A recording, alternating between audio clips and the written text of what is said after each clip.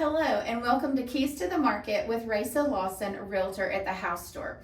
Today we're going to talk about something that people just don't realize is even something they need to look into or to learn more about. And this is something that will apply to buyers, sellers, just homeowners in general. It's not geared to any specific group of people. So today we're going to talk about radon in real estate and what buyers and sellers should know, as well as just homeowners in general. For this topic, I have brought on my show Donnie and Susan with Bentley Home Inspection. So I'm going to just let them introduce themselves and the company and just tell the viewers a little bit about yourself. Hello. Thank you again for having us on. So excited to watch your podcast. It's great. So I'm Susan Bentley. I am the CEO for Bentley Home Inspection. This is the company that my sweet husband started in 1997, so 30 years in business. The joke is I am not the first wife, I am the last, so I guess that's what elevated me to CEO. I absolutely love getting to run our family business, and then we have multiple other businesses, Bentley Radon being one of those, doing mitigation, and then BW Pest, and then of course we do Christmas lights because I have my own Santa Claus.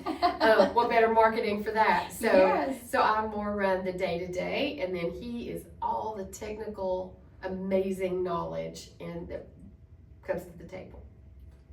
I don't have anything else to say. That was a pretty good introduction. Yeah. I'm Donnie Bentley. I've been doing this for almost 30 years. And Racia, I've known you for 20 years, I guess. At least, yeah. And I'm not good on timelines, but talking about radon, it's just another thing that we all need to know a little bit more about. So We do.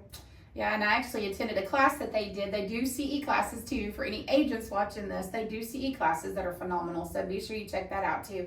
But just for the general public, we wanted to also put that same information out so that you could just be aware of what's going on in your home. So let's just kind of start with a little bit of the basic stuff. So what exactly is radon? that's my question. That is your question. So here is my preface to your question. Okay. So for those that don't know, Donnie was actually a career fireman for 33 years, 25 of it at Oak Ridge National Lab. He glows in the dark. I have my own nightlight. And so as far as things like radon, he can speak very elementary on it.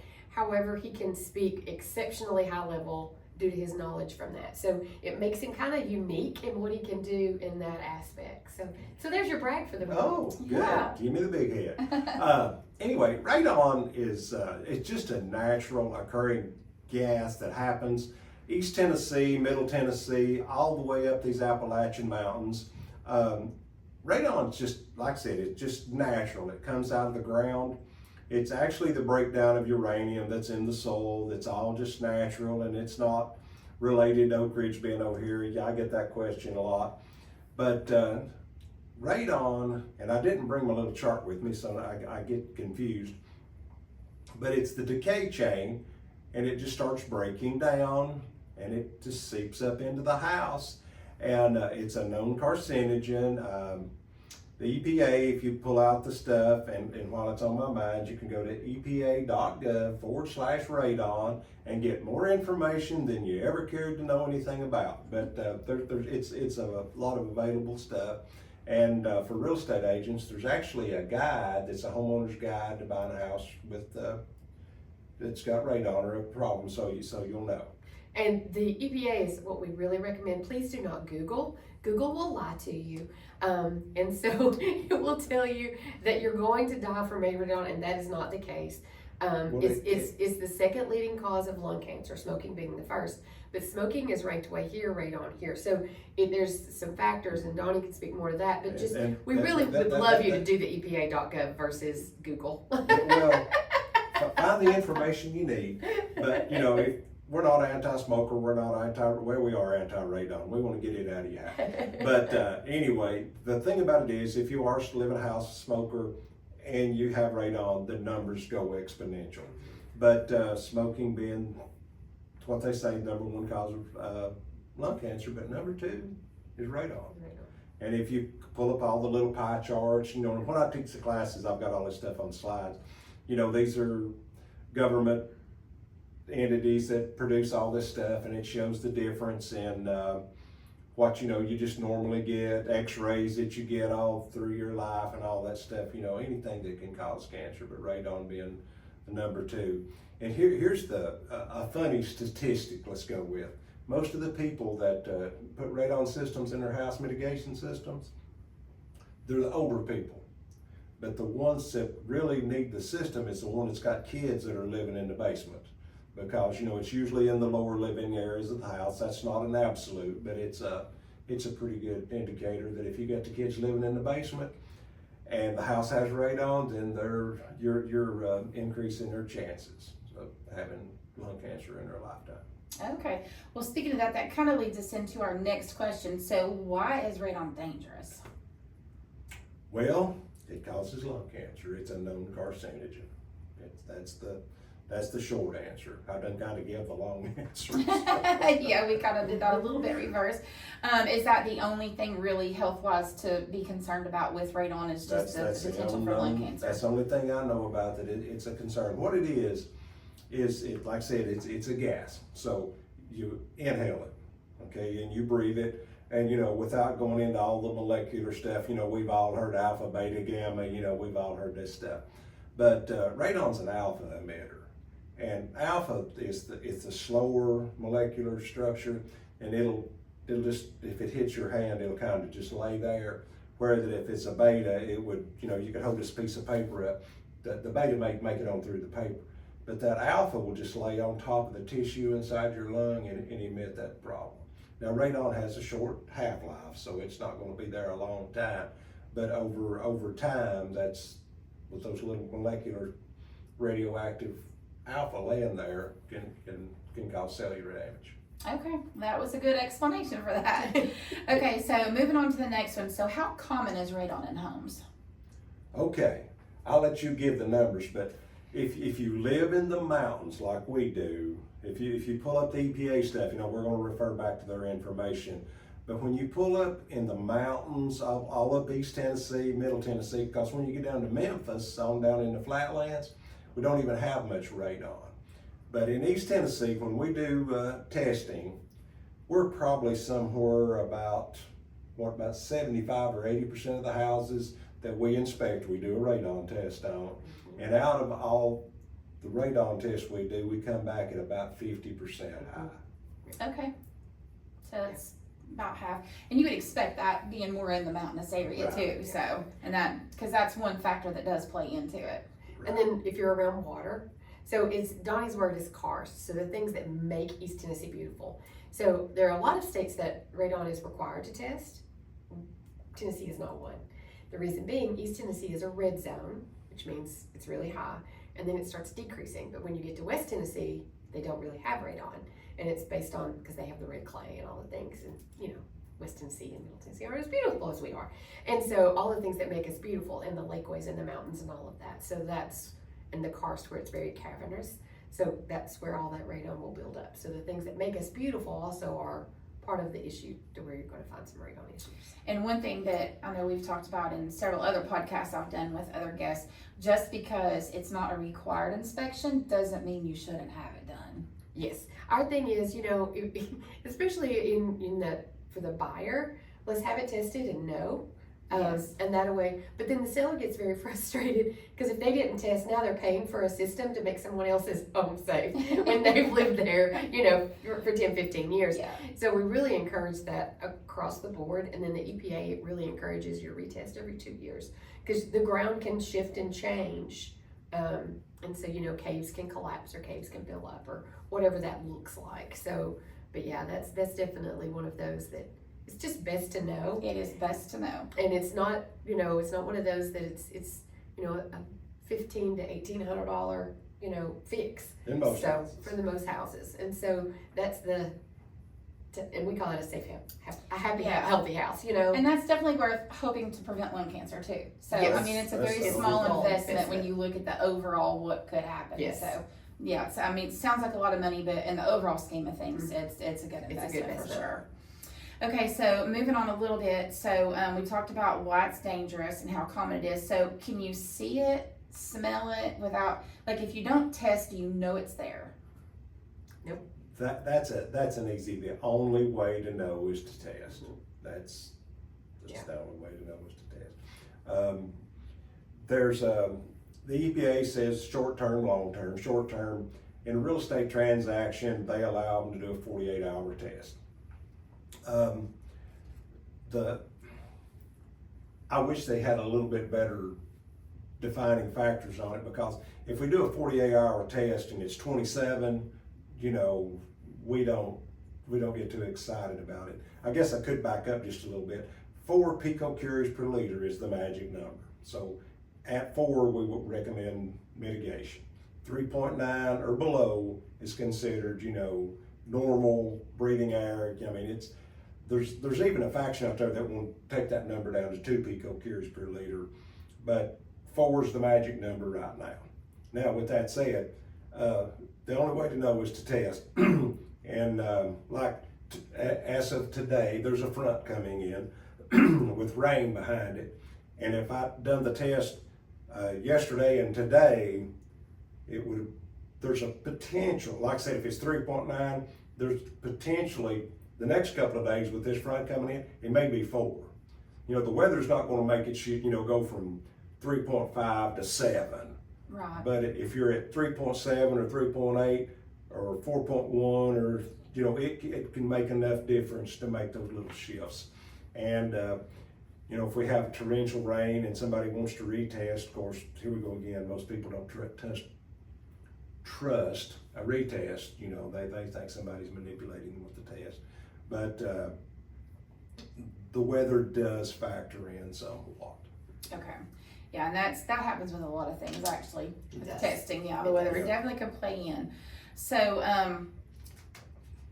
why do so many homeowners not know about radon? Do you think it's just lack of education? Is it just all of a sudden there's these rules and regulations that have come out? Like, why do the homeowners kind of typically not know about it? A lot of it is just not knowing. You don't know what you don't know. And especially when you start into purchasing a home, there is so much that you realize that you just don't know. That goes back the importance of having someone like you. You know, it's because it's odd to me when you see somebody like doing a FSBO and those, and I'm like, you really don't. They don't understand. Yeah. They don't understand the need for that professional to be able to walk that path, because there's so many aspects to the path, and you really don't want to skip a stone. Yeah, you do not. And I think this is one that it's just, they just don't know what they don't know. And it's not like we have big billboards, because, you know, the tourist is not going to announce, come to East Tennessee, however common we have radon. Yeah. So that's some of it too. And it goes back, but it's one of those, you know, that it's kind of like we say in East Tennessee, it's not when you have termites, it's when, you know, it's not if you have termites, it's when you have termites. Yeah. And the same thing kind of with radon. It's not, don't let it make you walk away from a house that you have fallen in love with. It's a fixable. It's an easy fixable. It's one of the most easiest fixables, but you need to know. And Yes. so, and I think it's just, they just don't know. And then if you read, some don't believe in radon, some don't, you know, and I'm like, you know, that's a personal choice. For me, we have 4 children and 15 amazing grandchildren. We test because those grandbabies are at the house, and I want to make sure, Yeah. even if it is all not what it's supposed to be, I'm going to have the safest house for them to be in. Yes, exactly. And that is very important. Exactly.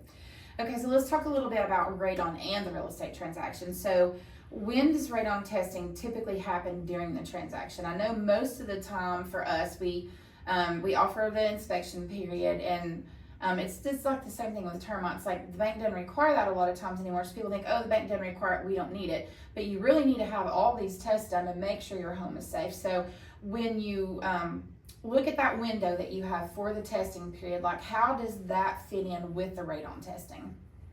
So typically when you schedule the inspection, that's when you can schedule what they call all ancillaries. So whether that's a sewer camera, the radon, the WDI, which is a termite letter, all those things. And I know you know all that. I'm saying it more for the yes, because we're educating. It's educating. Yes. That is at that point to do that. Now, we know the importance of that quick timeline. So, you know, the monitor is one that has to set, you know, for 48 hours. So with a residential home inspection, you've got it within 24 and being able to start. One thing that's kind of cool that we love is we have the best monitors on the market. They're the most tech savvy monitors. They just upgraded them, and we upgraded all of ours. And we have 63. It's a lot of radon monitors. And that monitor actually has a preemptive component. So if it reads, and because it's mathematics, if it reads and goes, oh no, there is no way that this is going to go back down and it's going to be above 4.0, we can actually give you a heads up. So as the negotiations start, you have a little bit of a head up before you have the final report. Right. The same is if it's like there's no mathematical way for it to be, it's so low that it's just going to be great. Right. We can do the same. And then if it's something odd happens in that process, then they actually have a guarantee that says, hey, preemptively we said it would be good, but for some odd, and that happens so rarely, we do an amazing amount of tests, and that's such a rarity, but they'll pay $1,200 toward the mitigation. So, we've got you covered. So we try real hard to get it early so you're not having to wait that full 2 days before but typically the monitor's set with the inspection. And then if the client gets there and there's something that they go, I'm just not vibing, or they look at the neighborhood or whatever it may be, or they've had some kind of life change, then we can take that off. And so, but there's some one thing to add in what you was talking about, they're cellular driven. So if we set the monitor on Thursday, instead of somebody having to drive out on Saturday or trying to get in somebody else's house over the weekend, it just sends the results to us so we can forward the results on in 48 hours. Regardless. Yeah. And then if you can't get into the home, you have the results. We have the results. Yes. So that helps not miss deadlines. If you're in behind the mountain over in Tellico Plains where there's no cell service, we may have to go get it. But other than that, as long as there's cell service, which is 99% of the houses do. So. Yeah, that's really cool. And that is important to note because during that inspection period, we have deadlines. Mm-hmm. So if they can attain that data, even if they can't get access to the house to get it, they can still get the data. It's still going to allow you to meet your timelines. So that is a great bonus point for that for sure. Okay, so should every buyer request a radon inspection? In my opinion, yes. You live in an area that radon is very prominent. And once again, if it was just legislatively East Tennessee, we would be like some of the other states and it would be required. But there's no reason for the state to have that requirement when it's only 1/3 of the state that has the issue, really. Yeah. So that makes sense. Yeah. So are there certain homes that are more likely? Like, is there a typical type of home? I know we talked about basements, but is that the only factor? Well, there's only one true factor if there's anything in the soil that's actually creating the radon to get there. Because if there's just no, anything breaking down in the soil where you're at, there's not going to be any. But we find more in a basement house, and we find next is poured slab, and then next is crawl space. And crawl spaces typically don't have as high a chance of having radon as if you look at it, a crawl space has space between the earth and the house. Right. In a basement, it's got the earth touching it sometimes on 4 sides and the bottom. Yes. So, there's a lot more potential for it to get in. Yeah, and that makes a lot of sense too because it's come from the ground. Yeah. Okay, so what happens if high levels are found during escrow? Like, what's the treatment? I know you can't attest to like what a seller or a buyer would negotiate, but like what's the time frame of like if the high levels are found, what's the turnaround for having the mitigation done? Can that be done quick enough to still meet all the closing dates and close on escrow, or is it some long drawn out process that you're going to miss deadlines? So for us, because we do have the mitigation company, typically we're able to get in there, get it done, retest, and then they've got everything and they just pay it close. And that just keeps everything, let's just keep this transaction moving. We want you in the house, you know, we just have something to overcome. Let's rock and roll and let's go. So most of the time it does not take anything. A mitigation is either a half a day or a full day, depends on what they have to do. But then that's kind of it. And then we have to wait a little while to retest. Because once again, radon has that half-life, so you're waiting for the new. And here's another one of those nuances too, if we put a mitigation system in, we retest, but I totally feel comfortable to get another company to retest. Mm-hmm. Now they're probably going to charge you. Ours is free. And I don't know kind of where this really comes from in a way, but I can't tell that monitor what to say anyway. I mean, it's going to do its own thing. But that's another thing. So, but Yeah. you do want to retest after assistance. Because you want a monitor that's calibrated. You want one there's a ton of different things you can do out there. Ours are pricey because it is calibrated. Yes. But it's also one that will measure the humidity and the temperature and somebody moves me, it will yell out, somebody's touching me, and we'll get a notice. They got a there's built-in tattletale. Yeah, they very much. So we know. In other words, you know, if you were to have someone that wanted to cheat and tried to put like a box over it, it's going to know. Yeah. And so, you know, that's the thing. And so very rarely do we ever see anything that's, you know, dishonest about that. Everybody just kind of knows, let's work through the process. Yeah. You know, the only thing we have is every once in a while the cleaners will pack one up and we have to go track it down. Yeah. And houses with cats tend to get Houses shaken like that, a little bit. Yeah, or they're gonna or check it out. kids. So, Yeah. but you know, we can look on the monitor and see nothing else changed. There was just a bump, but we Right. can see the humidity, the temp, nothing there is moving significant. So then we're like, that's just it. So it's a really great way to be able to have faith in the test is valid. Yeah. And it's important to note too that you said you can't make the machine say a certain thing. So it's not like, you know, radon companies are not manipulating these tests to try to get mitigation Yeah. jobs. Yeah. It's just if you have the radon, it's there. Nobody can say it's there if it's not there, Yep. or vice versa. So, you know, the tests are true and accurate, and, you know, then you just kind of take those results and move forward from there. So that is a good point that you brought out there for sure. So how do buyers, when you give the news that there's radon, this is a little more on the buyer side, it would be more, you know, how the agents would see the buyers react, but like when you deliver the news that, oh, the house has high levels of radon, like the people that you give that news to, what's the reaction that you see? First, we start with East Tennessee is beautiful, and just so you know, you've tested for radon, so you know there's a risk, and this house actually has high radon. Here's the fix. Your agent will be able to walk you through the process. It is not a reason to have your hair on fire whatsoever.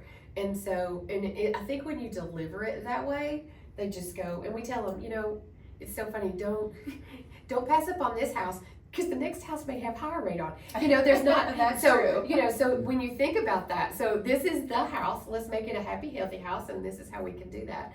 And I think when you deliver it in that manner, it's so much easier. Yeah. And even with our inspectors, you know, Donnie is great, him and Zach, they train all the inspectors, you know, if somebody's having a radon test, how to answer the questions about that and talk about the if it. Yes. If it, this is the next step. It's not the end of the world. If it. Yes. And so that makes it a little easier, like I say, to be able to say, you know what, have faith. It'll be fine. In actuality, a house with a mitigation system is a house you would much rather have because, once again, EPA says test every 2 years, things could change. Well, if you already got a mitigation system working, yay you. Yes, exactly. So, and like new builds, a lot of the new builders now will just put in a pipe. And so he could talk more about that system, but they'll put that in. And even if some, you know, there's some areas that require it. A lot of areas don't. You know, you've got a lot of companies that will do that now just regardless, because they just know it's going to save on the other end, and they know that's a risk with every home. Yeah, and that's a good thing too. It's kind of like pre-treatment with termites with new construction. It's just another one of those preventative things up front. So that's really great information. So let's talk a little bit about understanding the test results. So you have a test, and then, you know, you talked about the number, and that kind of goes into what's considered a high radon level, but that's just when you have to have the treatment. So what would be considered like a high radon level? Okay, anything over 4 would recommend mitigation. And it's pico curies per liter. I'm not trying to vote. 4 is the magic number. You just need to remember 4. When you read a test, this is one of those things that we really get, as Susan said, their hair is on fire sometimes. Is I've got a reading, and it's an average, okay? It's an average. When we set this thing, typically they always dip. Not always, but typically they dip. Then they start climbing back up because the house settles in. Everybody goes to bed at night, and those numbers will drift up just a little bit. And we may get all the way up to, let's say we go to 8. But then the next day it starts drifting right back down, and it stays below 2 or 3 all day long. And then at night again, it may drift back up to 7 and then back down. But it got up to 8, but the average is only 3.1. So, it's the average. Just because you have one little spike, that's not the end of it. Because by token, you're down here most of the time. And the other side of it, if it's up here and high, then the average will just be high, so. Yeah, and that is important to note too, because it's not just about, what it's doing, it's about that overall average, because the house does change during the day as conditions are changing, so. Yeah, you can get an inch of rain in a day, Yes. but you may have got it all in 1 hour. You might have got it in 1 hour. That's going to drive the no run. Yeah, so that is definitely important to know. And then, so we said the EPA is recommended as 4, so that's the magical number to watch. So are the short-term tests accurate? They are, but they're limited in time as opposed to a long-term test. I like to tell people, it's like, how many miles per gallon do you get in your car? Okay, and if you get out here on the interstate and you drive straight to Florida and you stop a couple of times, you're going to get a better mileage than you are driving back and forth through Knoxville all day long. Yes. And it's just, the longer the test, the better the numbers, the more accurate the numbers going to get. Now, like I said, on the short-term test, if it's 24 or 2, then there's really doesn't matter. But when you got that 3.8, 4.1, the number could shift on a long-term test. So you would recommend the long-term over the short-term? If you're just a homeowner wanting to test your radon, do a longer-term test. Real estate transactions don't support that. Okay. You like you said, a long inspection period's 2 weeks, and a short one's 2 days. Yes. That depends on how many offers are on the table. That's it. We've done 2-day inspection periods with an exemption to let the radon test run past the closing of the inspection period. Yes. Because it has to. Yes, it has to, yeah. With that one exception. Yeah, and that's just all things that we have to negotiate out in the transaction as we go, but those are important things to note, because sometimes you are limited, and if you are limited, then make sure that you're having an exception for the radon testing for sure. Well, that goes back to the importance of having that professional walking alongside Yes. in this transaction, because this isn't go buy a car. There's a salesperson involved in go buy a car. Yes. And in essence, this has got a lot more zeros. And so, having that person that knows all those nuances, and the nuances change. I mean, what real estate looks like when Donnie started 30 years ago is not what real estate necessarily looks like now. No.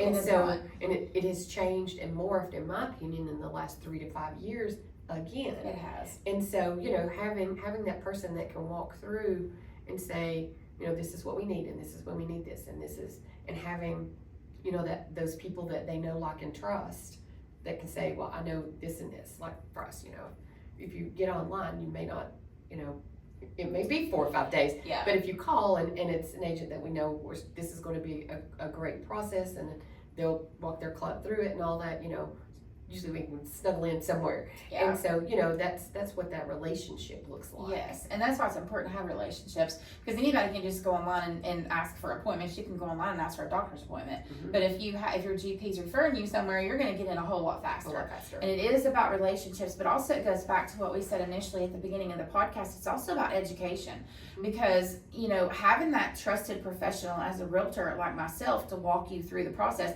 you want a realtor who's going to say, you need to test for radon, you need to get that home inspection, you need to get that pest inspection, because you don't want to waive all of those, which a lot of people have done, moving the house, and then they have huge big ticket items, or they have problems, and then it's just their problem at that point because they chose to waive everything. So it is important to have a professional to guide you in that, and it's also important to know that your professional has relationships with the providers like you all that can do the radon testing, and even the home inspections and other things that you all can offer. They're quite a full service company. So it's important to know that you have all of these relationships working together, because you want to go from that offer, you want to go to that closing table. Mm-hmm. You don't want to, put 12 offers in and then, finally close on one. When it's the house, you want to make that work. Mm-hmm.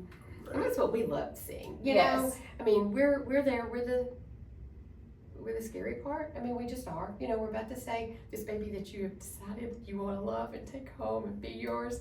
We might be able to tell you it's a little ugly, or heaven help, it's missing a toe. But we can work through all of that with the Yes. right people at the table. Yes. And so, but we're just there to tell you, this is what this house looks like. We speak for the house on behalf of the client. And whether it's Radon or anything else, having that ability is just so important. But once again, having that person that can go, oh no, I do this all the time. This is so easy. Yeah, and just having that confidence, because if a buyer or a seller is not knowledge that all about radon, and then they find out the home has radon, like, it's probably going to be instant panic in the beginning, because first of all, they don't really know what radon is, and then, oh, my house has radon, and they get scared. And a lot of people that come from out of state, like you had mentioned earlier, I hear so many times, oh, radon, that comes from the plants. No, it doesn't. It has nothing to do with our plants in Oak Ridge. Like, it has nothing to do with radon. Yeah. So just that information and education for people, and having the right people at the table, that's going to help just educate and inform, and it's going to make people feel more comfortable, and they're going to know that they can trust the process, trust the people who are walking them through the process. And, you know, just, it's like going to the doctor. You know, if you stump your toe, you're going to go to the doctor. And if you break your toe, you're going to go to the doctor, and he might say, well, you need the orthopedic. So it's just that different level of service that you need, and you just, you know, it's the largest investment most people ever purchase. So why would you skip all the inspections and not really find out about the home? So What's the one? It's not like a pair of shoes. It's the one purchase that you are going to live in. Yes. Look at every day. I mean, you see your house typically more than you see your spouse.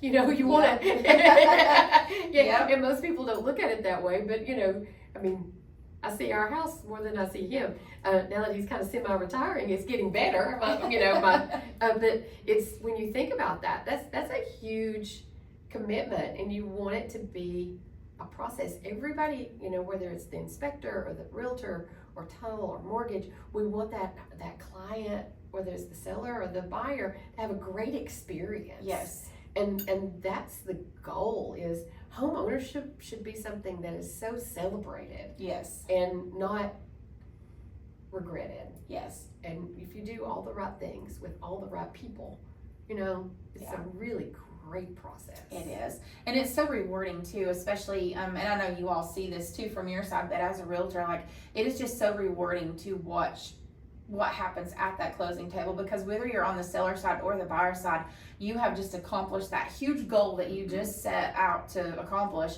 And it's just so rewarding to get to be a part of that. So yeah, and we all definitely take this whole transaction seriously, like from start to finish. Like, you know, we treat you like family. We're gonna look at your house like, if we were buying this house, what would we do? And that's what you want, is somebody who cares to that level and has the professionalism and the contacts. So definitely all great information. So we already talked about some of the other questions that I had outlined, because you covered everything very, very well and thoroughly. So some of the questions we've already went over, so I won't go on to those. But let's talk a little bit about the mitigation system itself and the process. So what exactly is the mitigation system? That will be all you. I just know, hey, we need to do one. The goal in the mitigation system is to get the radon out. Now, you know, if you just think in your head you could put a big fan in the wall and blow air out, but then you're taking all your heated and cooled air that you've conditioned and blowing it out, and then bringing more air in. It's probably got radon in it too. So, but basically what we do is you go below the concrete slab.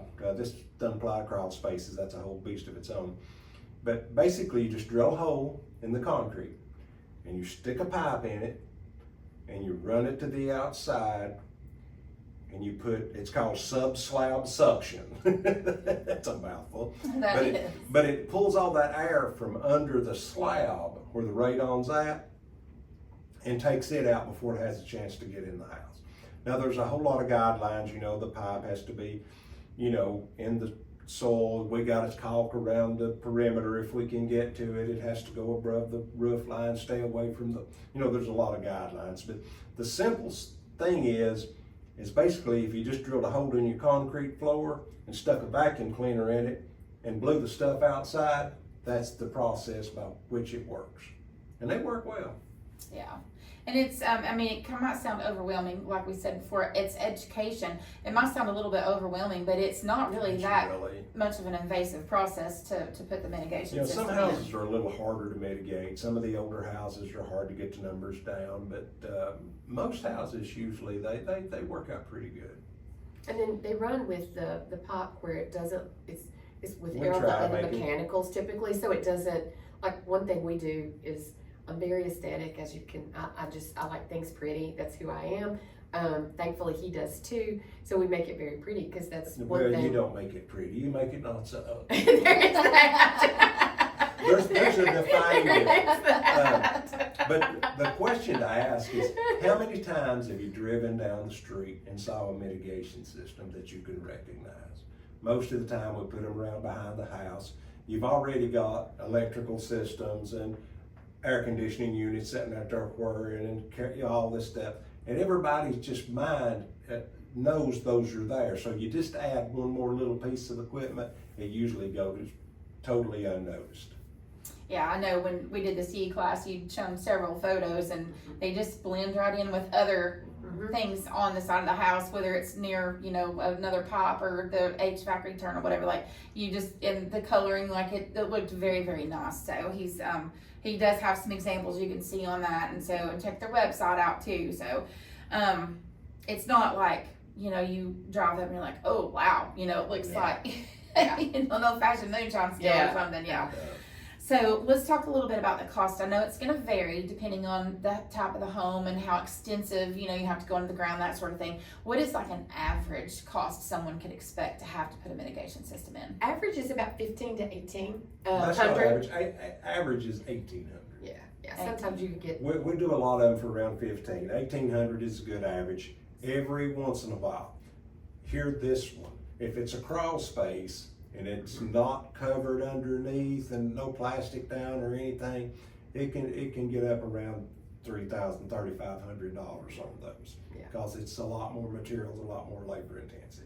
But if it's a basement or a slab or anything that works, usually about $1,800 gets you in the ballpark. Okay.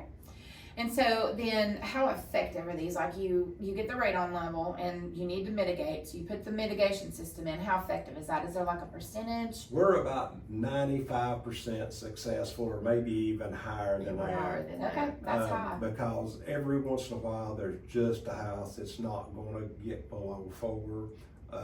We have some kind of warranties in place on some of that stuff too, but usually you can look. Let's go with most modern type, the average house, there's not a problem getting it down. Like I said, you get into some of these old 1920s houses with a little bit of basement, a little bit of cellar, a little bit of crawl space. Yeah. Some of those start getting problematic, but other than that, they usually work pretty good. Okay, that sounds good. So does the mitigation system, have you seen, because I know you've put a lot in, do you see anything where it affects the value of a home? We see it just stay the same. Now, there was a little push a few years ago to get appraisers to add value in, but it's never been added in that I'm aware of. But it doesn't detract at all. Doesn't No. detract. I mean, Well, I'm going to tell a little story. I learned this lesson a long time ago. I had this very seasoned real estate agent, and I was doing a home inspection, and the people come in, and there was a mitigation system in it. She said, I don't know if I want to buy this house. It's got a radon mitigation system. The real estate agent folds her arms up and says, so you're meaning to tell me that you want to buy the unhealthiest house on this street, and you want to go down that street and buy one that doesn't have one in it? She said, that didn't sound right, did it? She said, exactly, and went on and everything just went. And I thought, I remembered that real well, so. Yeah, and it, to me, on the realtor side, I think that personally it would add value because it's already been tested. You've already got that preventative in place. Right. So to me, it's just something that would add a little. I mean, you're not going to get like a monetary value, but I would see it as a benefit, as a benefit. yes, It's like a healthier house. Exactly. So I think for me, it would be on the positive side from the realtor side. The very low maintenance. Those fans come with a 5-year warranty. But I've seen some that are 12, 13 years old, and replacing a fan's a few $100. So very minimal, especially when it's on the longevity of your health. It's very minimal. So, can a home with radon still be safely purchased? Like if it really tests high, can that still be safely purchased? Sure. I mean, it really can. I mean, it's one of those things, I could find anybody that would give you an argument on what the real health values are, but we're basing everything on somebody else's information. And the guys that I talk to that really know, they say it's on the periodic table of elements. I mean, radon's just RN 80, gosh, I forget, 83 something, I don't even remember now, but it's on it, so it's real. It's just, what are the health effects? But a lot of people are buying houses without testing. But the thing that's probably driven radon testing in our area more than anything is when they put that little check box on that TIR form. Right. That little check box, because that prompts the home buyer to say, no, I don't want to test, or yes, I do want to test, or what is radon? Educate me. Yes. And a couple $100, we really want to know, so.